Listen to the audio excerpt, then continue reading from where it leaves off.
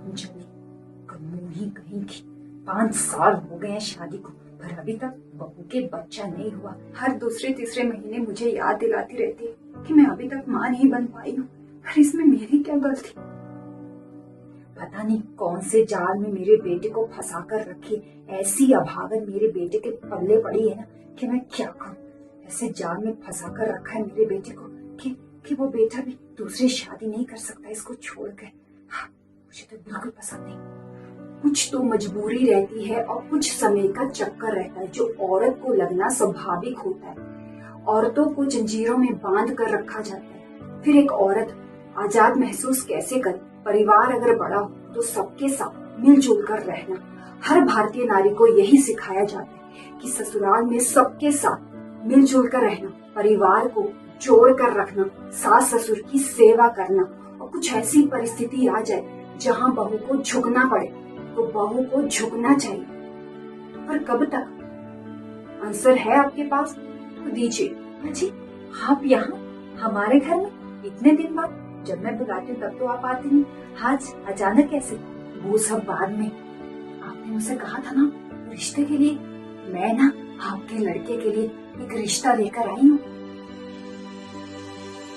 क्या आप मेरे बेटे के लिए रिश्ता लेकर आई है?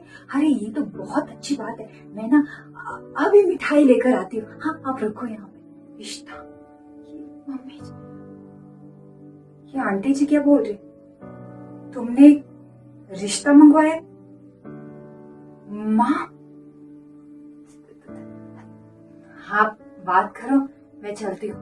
नमस्ते। अरे माँ, अब मैं तुझे कैसे समझाऊं? इतने साल से तू प्रिया के साथ रह रही है, पर तू आज तक अपनी बहू को नहीं समझ पाई। प्रिया बहुत अच्छी लड़की है, पर तू अपनी बहू की कदर नहीं करती। माँ, तुझे एक बात बताऊं, मैं कब से प्रिया को बोल रहा था कि वो मेरे साथ चले, पर वो आपको छोड़कर नहीं जाना चाहती थी। पता है क्यों? अगर वो चली जाती तो घर का सारा काम तुझे अकेले को करना पड़ता, इसलिए वो ये घर छोड़कर नहीं गई। वो आपको नहीं छोड़ना चाहती थी। मैंने आपको कितनी बार समझाया, पर ये बात ना आपके पल्ले नहीं पड़ती।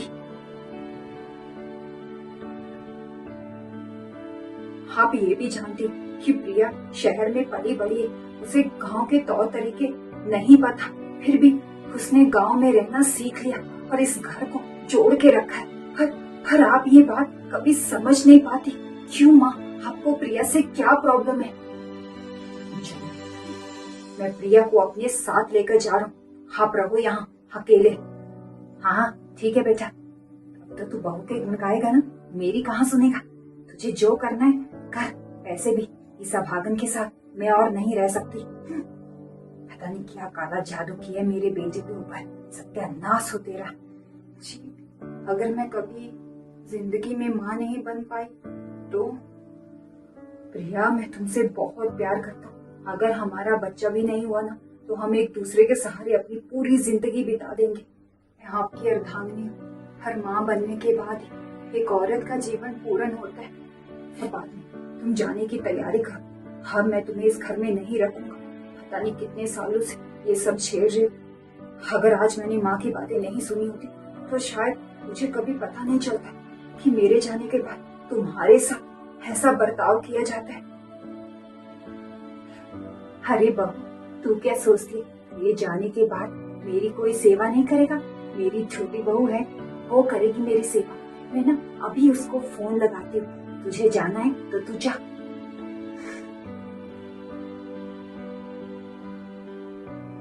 हेलो छोटी बहू। बहू, अरे कुछ नहीं बहू, तू कब आ रही है बेटा? हाँ बेटा, तुझे क्या बताऊं, बड़ी बहू मेरे से अच्छा बर्ताव नहीं करती। बहू, तू घर आ जाना मेरी सेवा करने के लिए। Hello hello hello, phone cut गया होगा, फिर से लगाती हूँ।